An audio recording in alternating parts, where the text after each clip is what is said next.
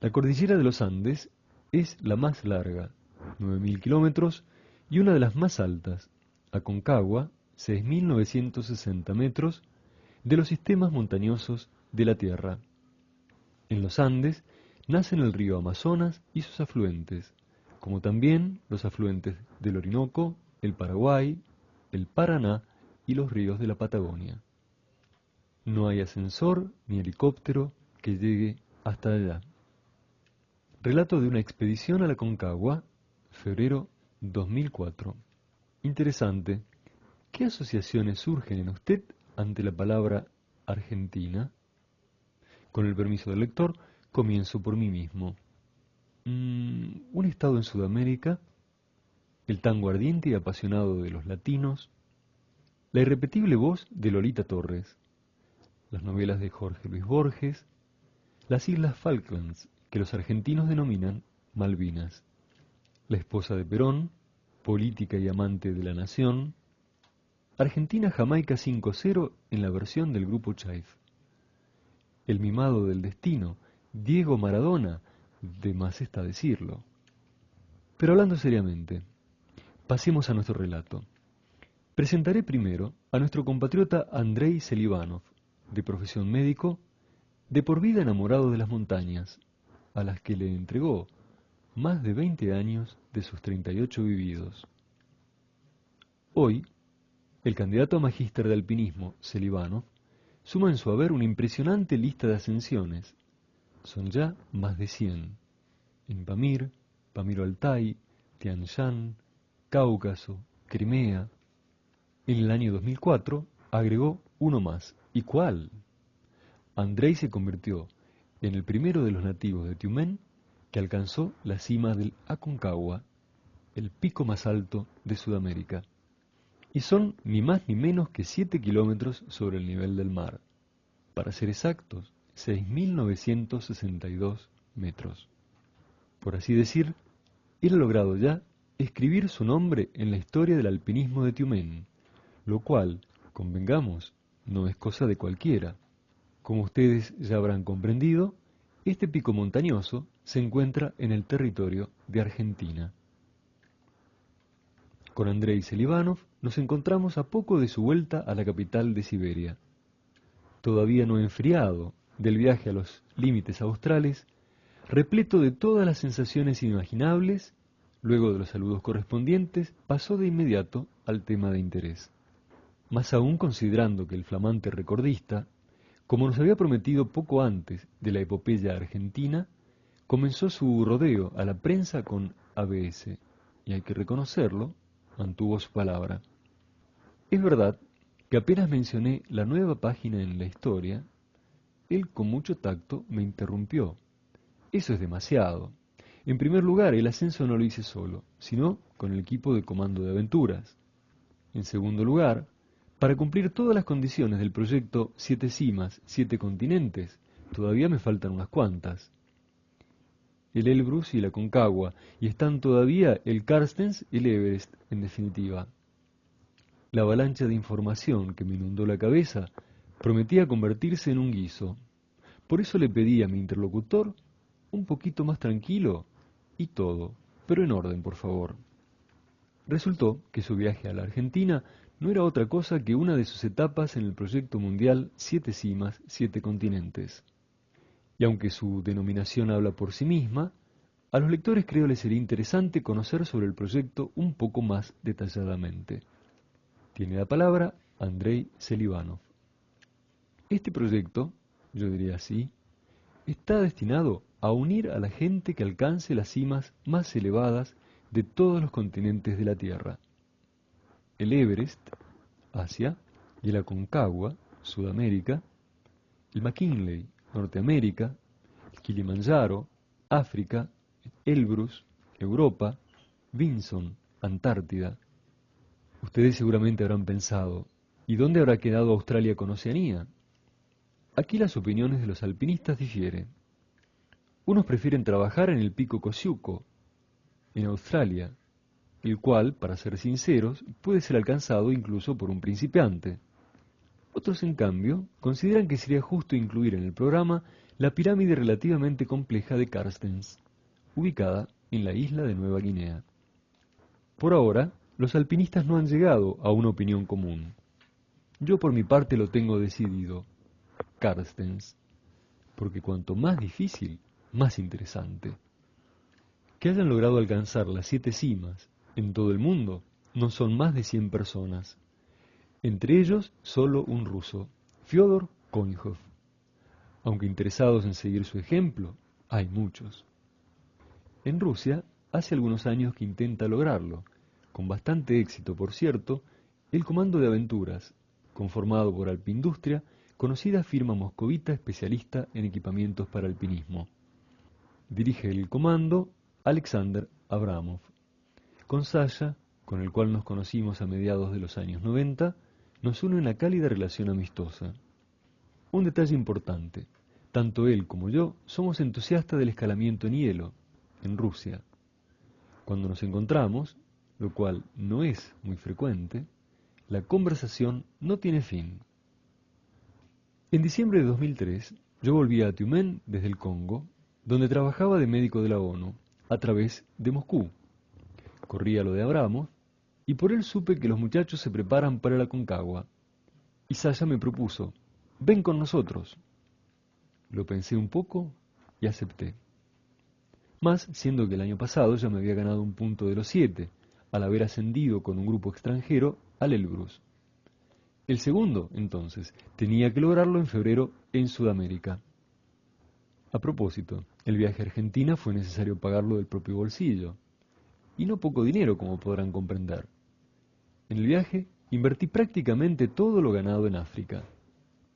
Algunos de mis conocidos, al enterarse de esto, enseguida empezaron a revolver el whisky con el dedo, diciendo, mejor te compras un apartamento, un auto.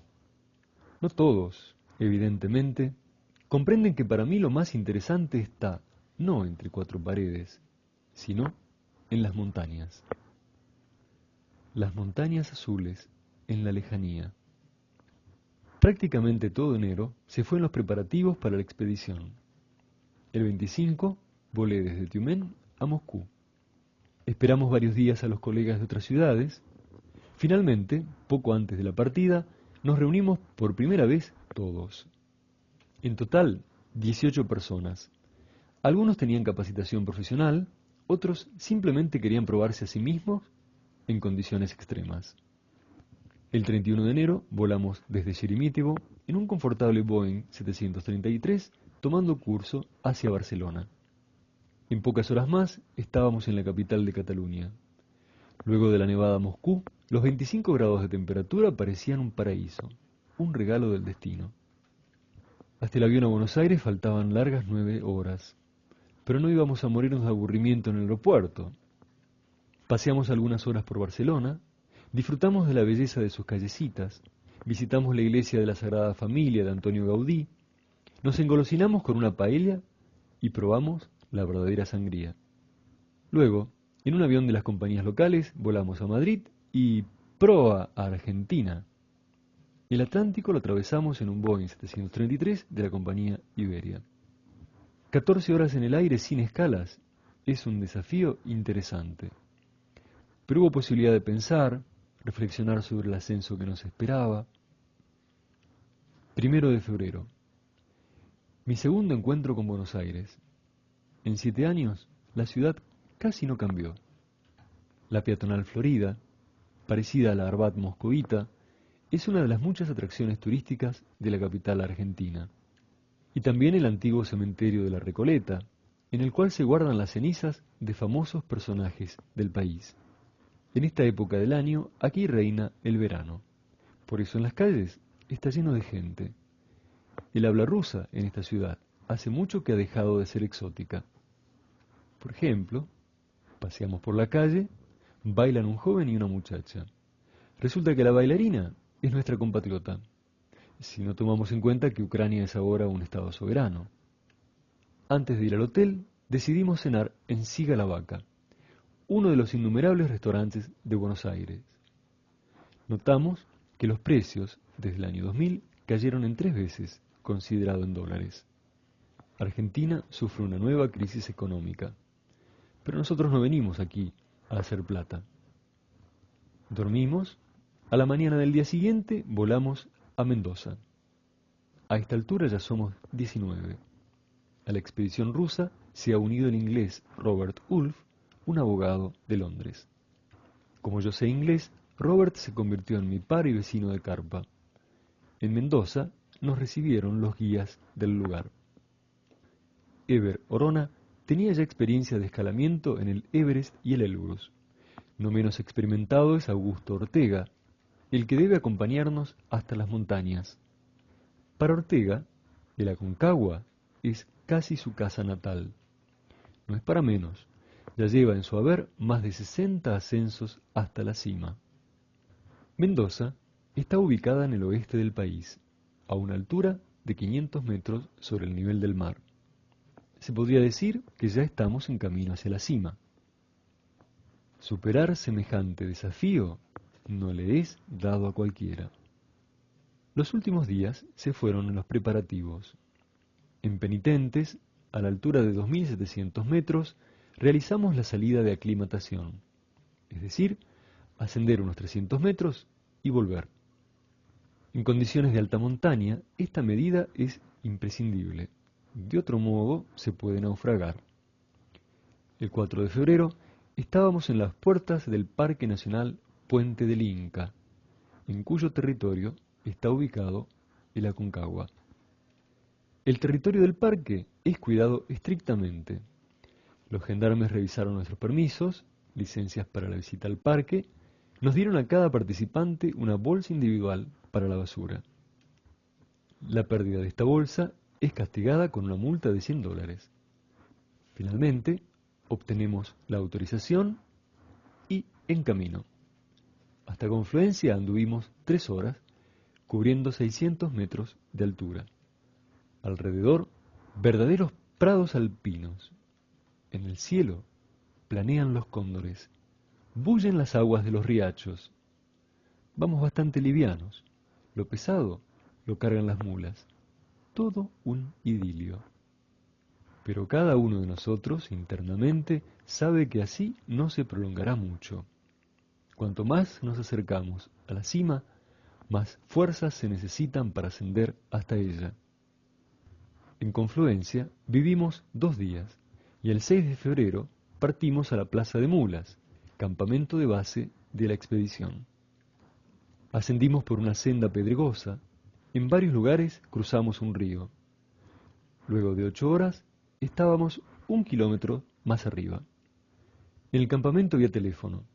Alguno de los moscovitas trajo la horrible noticia del atentado terrorista en el metro. Se nos arruinó el ánimo, pero hay que seguir viviendo. Luego de pasar la noche en el campamento intermedio, Berlín, volvimos a Plaza de Mulas, donde planeábamos pasar un día de descanso. Pero el clima hizo sus correcciones. En la noche del 10 al 11 de febrero cayó nieve. Apenas pudimos salir arrastrándonos de las carpas cubiertas de nieve. En lugar de gimnasia, nos ocupamos de desenterrarlas. Muchos no pudieron dormir bien. Algunos se quejaban de dolor de cabeza y falta de oxígeno. El 13 de febrero ya estábamos en la marca de 5.600 metros en el campamento Nido de Cóndores. La cima se va acercando. Nos quedan hasta ella menos de 1,5 kilómetros. El clima, de nuevo, deja de mimarnos. Un viento huracanado nos volteó 2 carpas. Hasta el último campamento intermedio, con el pintoresco nombre de Cólera, avanzamos en 2 grupos durante 3 horas y media. Dejamos atrás otros 300 metros de altura. El Cólera es el último campamento antes de la cima. Colocamos las carpas, nos acomodamos para descansar. Durante la noche no pude dormir mucho. Surgió la preocupación y las condiciones de alta montaña comenzaron a hacerse sentir. Dolor de cabeza, falta de apetito, náuseas. Quedaban fuerzas apenas para el último empujón. Un cielo cubierto de piedras y nieve. 14 de febrero. Hasta la cima quedan 1.000 metros en vertical. Nos levantamos a las 6 de la mañana. Decidimos avanzar en dos grupos. A las 7 de la mañana salió el primer grupo: Avdonin, Mudjavidze, Mushkodiani y Pushkarev. En el segundo, que salió del campamento una hora después, entramos todos los demás componentes de la expedición. Y así, paso a paso, vamos uno al lado del otro en cadena hacia la ansiada cima. Las piernas flojas, en la cabeza neblina. Solo te repites a ti mismo, a cada momento: adelante, adelante. Pero cuando a las 14:30 los muchachos del primer grupo comunicaron por radio que ya habían llegado y nos deseaban lo mismo, nos despertamos. Aunque para superar los últimos 100 metros me llevó una hora. Avanzas 10 pasos, luego te quedas colgado sobre los bastones de esquiar, otros 10, otra vez, y finalmente la cima. Más allá, solo el cielo. En un costado vemos la cruz, engalanada por los numerosos gallardetes de quienes han llegado a la cima antes que nosotros. Nos abrazamos, nos felicitamos uno a otro. Saco la bandera de la región de Tiumén. Al lado se despliegan los estandartes de Georgia, Armenia y Ucrania. Nos fotografiamos para el recuerdo. En medio del alboroto, Sasha Abramov alcanza a hacer la correspondiente anotación en el diario de la expedición. En estos minutos inolvidables, nos acordamos del inolvidable Vizbor. No hay ascensor ni helicóptero que llegue hasta allá. No hay documento que pueda ayudarte. Hasta allá, mi amigo se va de a pie y con la mochila, solo acompañado por tu valentía. En la cima estuvimos media hora. Teníamos por delante un desafío más: el descenso hasta el campamento base. Pero la victoria nos sumó fuerzas. A las 23, los dos grupos llegamos exitosamente hasta Plaza de Mulas. Me conecté por teléfono con Tiumén, hablé con mi padre, que nos felicitó, a mí y a todos, por el ascenso. Qué gusto, a miles de kilómetros de la casa, escuchar la voz de un ser querido.